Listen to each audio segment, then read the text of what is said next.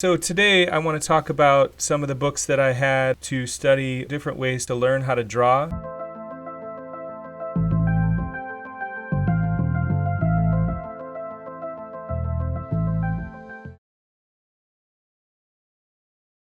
And we're going to start with something that I had when I was probably about 8 or 9 and go all the way up to some books that I have collected recently. So this one is all about looking for things to help you with anatomy, helping you draw the figure. In my situation, it was more about drawing comic books as a kid, so that's the reason that I had to study anatomy, is to be able to draw superheroes. So the first book that I have here, How to Draw Comics the Marvel Way, which is by Stan Lee and John Buscema. This book, I use this almost like a textbook. And this was probably some of the first formal instruction that I had about art, because they talk about the tools that you would use, and they're talking about some things here that as an 8 or 9-year-old I had never seen before, like an ink compass and these brushes and quill pens and triangles and things like that. But this book was great because it went through and talked about sort of the anatomy of a comic book, and then he sort of got into how to draw realistically, how to draw believably. So things like perspective and drawing things as cylinders and blocks to give them the appearance that they exist in three-dimensional space, and rendering and shading.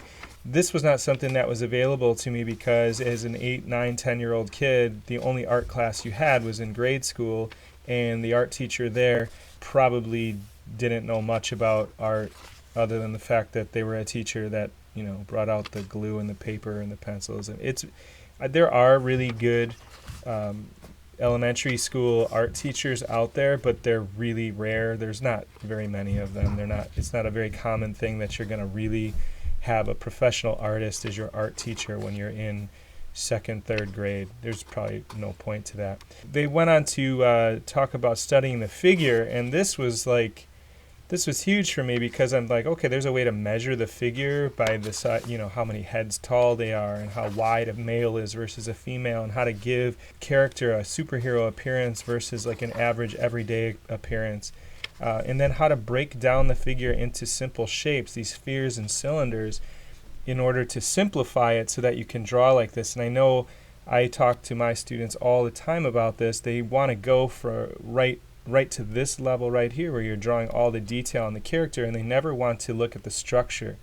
And it's never right. The proportions are all wrong and things are all wonky. They want to go right into those details and put all the shading on, which is sort of like, instead of building a house by framing it and building the structure, just going out and picking out the curtains and hanging them on nothing. I mean, you can't fix it if it's structurally wrong.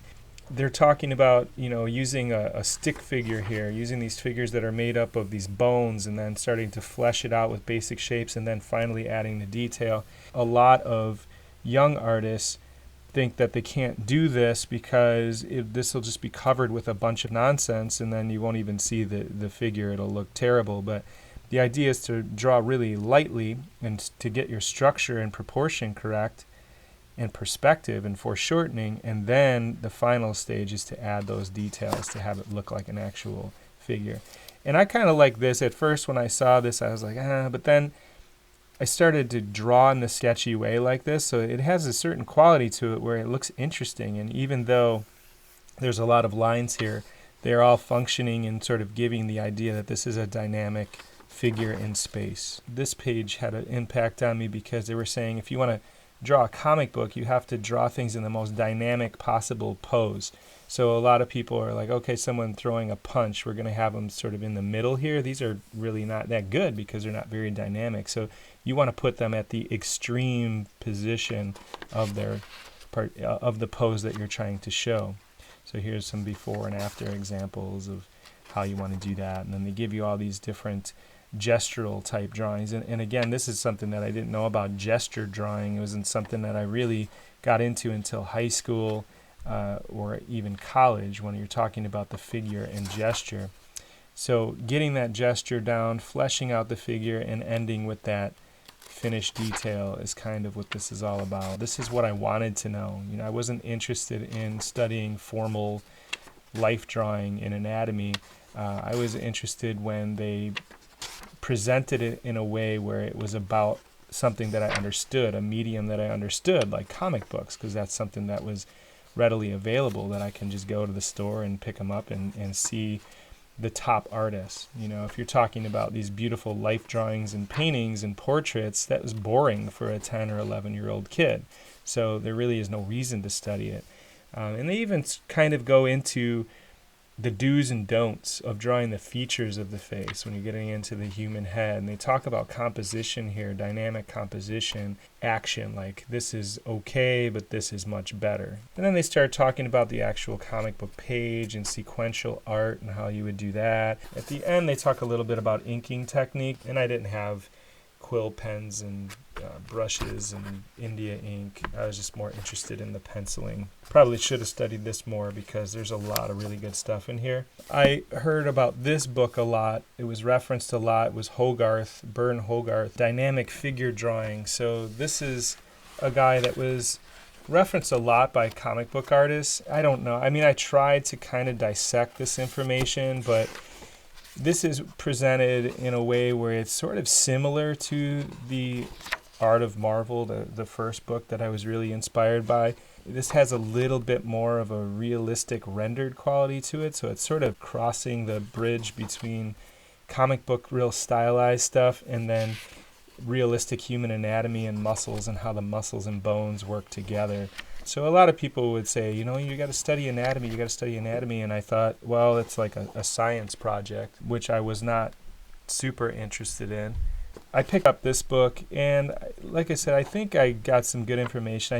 I do like the way that they talk about the leg anatomy here and how that moves and how those muscles work together. It does do a nice job of breaking down some of these individual features that are really complex and showing you the best way to draw them, like with these insertions and the way the muscles and bones and tendons are all working together. The figure in space, they talk about action and movement. So again, this is not someone standing there and you're studying all the bones and muscles and learning the names of them. You're learning about how the figure moves in three-dimensional space. This is all very extremely complex stuff, which if you dig deep in this, it's just really dry. I didn't love the way that this information is presented, and I'm not sure that I really care for the style of the art. It was useful, so I don't know. I think I do recommend this. I think it's one of those.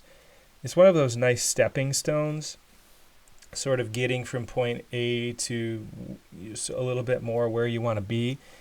So I do recommend picking up a book like this. I think the Hogarth book is decent, and it's probably one of the better ones that you can get because of the fact that it talks about the figure in action, and it's not the figure in a resting situation. So for people that are interested in doing things like fantasy, comic books, science fiction, I think studying this anatomy, the Hogarth dynamic anatomy, is probably a good reference for you to have. So I do recommend that. I was always in search of other artists that were dealing with the figure, and this one was Bridgman's Complete Guide to Drawing from Life. And again, I will link to all of these books in the description below so that you can locate these things, and I'll do some of the legwork for you and give you the links to Amazon.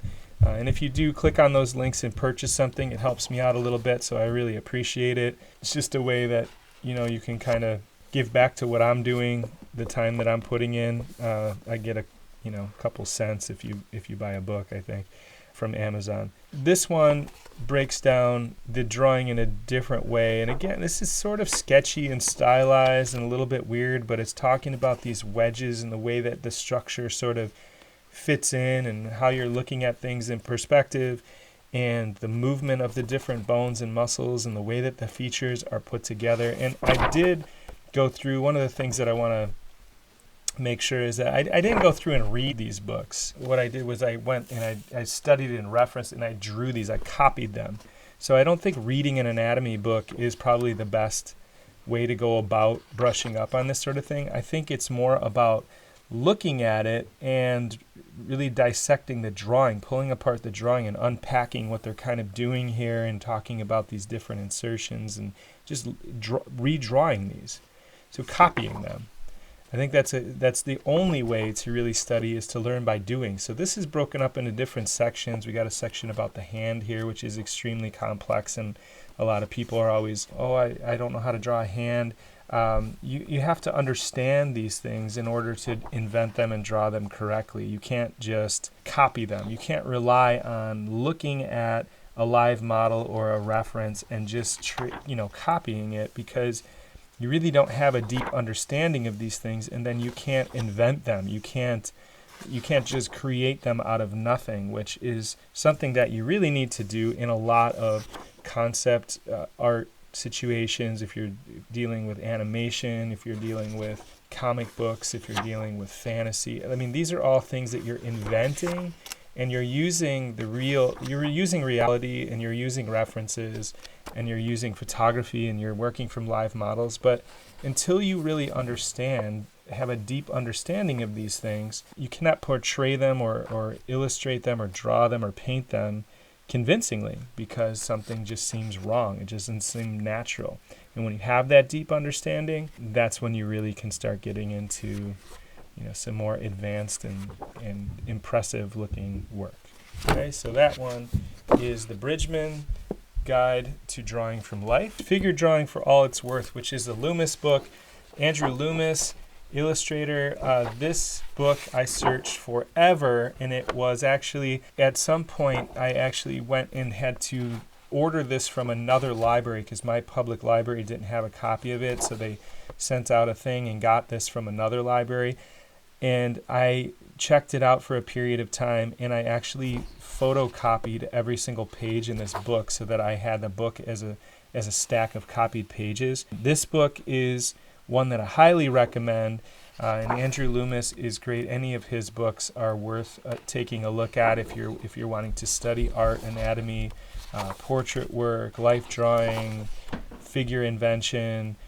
He gets into these bones and these surface muscles and the deeper muscles and the way that they connect and intertwine, which will give you an understanding of how the figure, again, moves in motion. I use this quite a bit, the way that he constructs the mannequin, the way that he puts his figure together with these building blocks is a great way of looking at this. And then he does get into some more intellectual type of medical study of muscles and bones.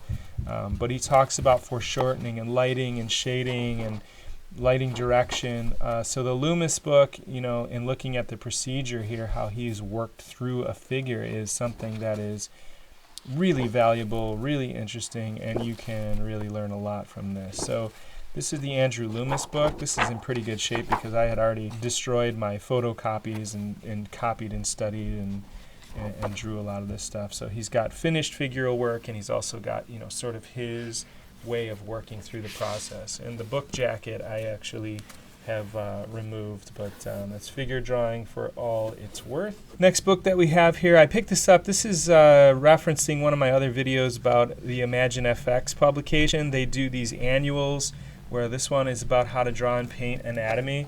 And this is insanely great. I mean, because now we're talking about application of the different things that you're picking up from the things like the Loomis book and the Hogarth and the Bridgman. Now it's applying these, and it's showing us the way that these really high-level working artists are taking these ideas. This one's about the Riley method, which is something that I'm studying right now with an online art school with the Watts Atelier program. So this is the application of these different techniques and how they're using them in what it is, the end game, and what we're trying to do. Like, why study all of this stuff? It's to be able to make the work that you're seeing in this book. So different artists have slightly different variations on these approaches, and everyone is going to take the stuff that you've learned from these different methods and make it, stretch it and manipulate it and make it fit into your own aesthetic and into your own style. So here's some more about the Riley method. And this book, I'll try to find a link to this, but and I'll put it in the description below, but this is probably one of the best books that I've that I've come across, because it's not relying on this one person's viewpoint, this one instructor. This is a collection of different artists that are experts in their particular field. So they even get into like monsters and creating, in animals and things. So like, okay, what if it's, not wanting to draw or paint a human? What if I'm looking to paint or draw an animal? So super great reference book.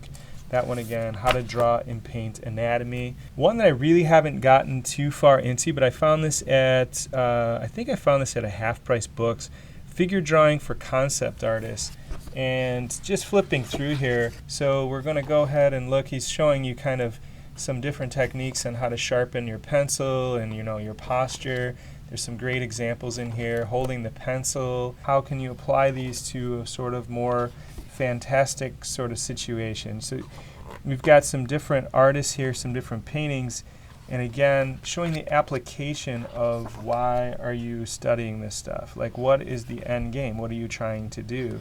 So there's some really great stuff in here, and I think he's kind of crossing over between Riley and Loomis and putting these different things together. This is a little bit more like the Andrew Loomis method. It's a simplification. Some figure drawing stuff. I mean, there's some really great examples in here. Like I said, I really haven't gotten into this too much, but from what I've just looked at really quick, it's really awesome. And this is more of a fine art approach. But again, it does have some examples of, some gallery situations, like what are these artists doing? Like what are you're studying all this so that you can get to this level. So those are all the books that I have to recommend in terms of drawing and learning anatomy, learning how to draw. Thanks for watching. There's a little button that they put on the laptop or something, and then they say click it, and then you can never even miss a video. That's if you subscribe.